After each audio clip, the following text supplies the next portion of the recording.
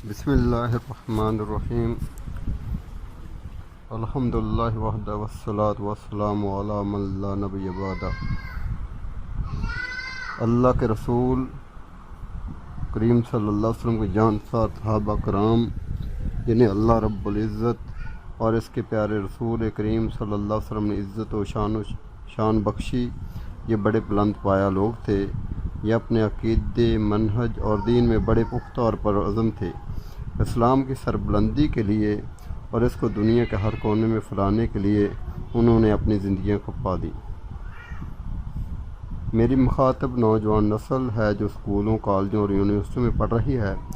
میری دلی تمنا ہے کہ وہ اپنے لیے آئیڈیل ان صحابہ کرام کو بنائیں جنہوں نے عقیدہ توحید کی آبیاری کی، اس کی اشاعت اور کلمہ توحید کی بلندی کے لیے دن رات محنت کی۔ ابو سفیان رضی اللہ تعالیٰ نے اسلام لانے سے پہلے اللہ کے رسول کریم صلی اللہ علیہ وسلم کے صحابہ کرام کے بارے میں کہا تھا، جس قسم کے ساتھی محمد صلی اللہ علیہ وسلم کو ملے ہیں شاید ہی کسی قائد کو ملے ہوں۔ انہی ساتھیوں میں سے ایک عظیم ساتھی سیدنا صدیق اکبر رضی اللہ تعالیٰ عنہ کی سیرت مبارکہ کا سلسلہ جاری ہے۔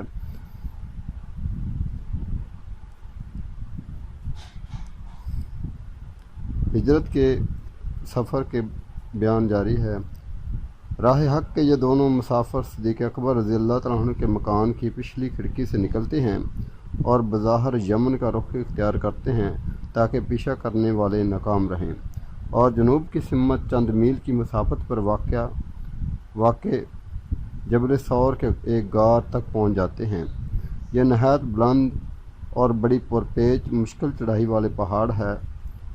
یہاں پتھر بڑی کثرت سے ہیں۔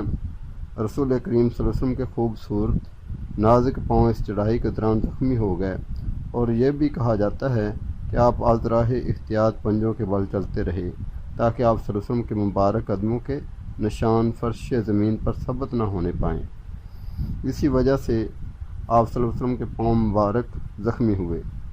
پھر صدیق اکبر رضی اللہ تعالیٰ عنہ کی قسمت کے کیا کہنے کہ انہوں نے پہاڑ کے دامن میں پہنچ کر آپ صلی اللہ علیہ وسلم کو اپنے کندھوں پر اٹھا لیا اور پہاڑ کی چوٹی پر ایک غار کے پاس جا پہنچے جو تاریخ میں غار ثور کے نام سے معروف ہے۔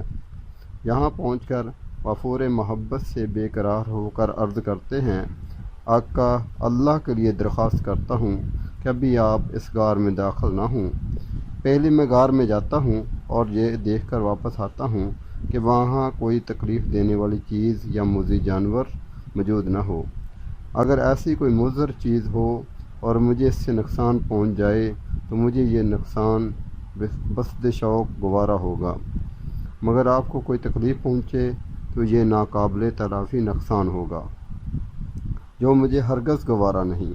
چنانچہ صدیق اکبر رضی اللہ تعالیٰ عنہ اندر داخل ہوئے، غار کو رحمت عالم صلی اللہ علیہ وسلم کے لیے صاف کیا اور دیکھا کہ ایک طرف چند سوراخ ہیں۔ انہوں نے اپنی چادر پھاڑ کر اس کے ٹکڑوں سے سوراخ بند کیے، مگر 2 سوراخ باقی بچ گئے۔ ان پر انہوں نے اپنے دونوں پاؤں رکھ کر انہیں بند کر دیا اور آواز دی کہ آپ تشریف لے آئیے۔ کلیئرنس ملنے کے بعد آپ صلی اللہ علیہ وسلم اندر تشریف لے گئے اور صدیق اکبر رضی اللہ تعالیٰ عنہ کی آغوش مبارک میں سر رکھ کر سو گئے۔ ادھر ابو بکر رضی اللہ تعالیٰ عنہ کے پاؤں پر کسی موذی جانور نے ڈس لیا، مگر وہ اس احتیاط کی وجہ سے نہ ہلے کہ اللہ کے رسول کریم صلی اللہ علیہ وسلم کی نیند میں خلل نہ پڑ جائے۔ لیکن شدت تکلیف سے جب صدیق اکبر رضی اللہ تعالیٰ عنہ کی آنکھوں سے آنسو نکل کر رسول کریم صلی اللہ علیہ وسلم کے چہرہ انور پر گرے تو آپ صلی اللہ علیہ وسلم کی آنکھ کھل گئی۔ دریافت فرمایا، ابو بکر تم میں کیا ہوا؟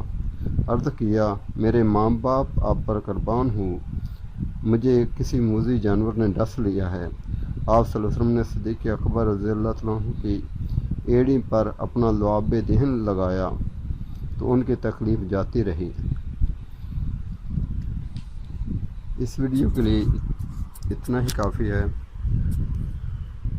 آپ ہماری چینل کو سبسکرائب کریں، لائک کریں، شیئر کریں اور دوسرے ساتھیوں کو اس چینل کے بارے میں بتائیں تاکہ دوسرے ساتھیوں کو بھی حضور صلی اللہ علیہ وسلم کی سیرت، صحابہ کرام کی سیرت کی مبارکہ کے بارے میں پتہ چلے۔ شکریہ۔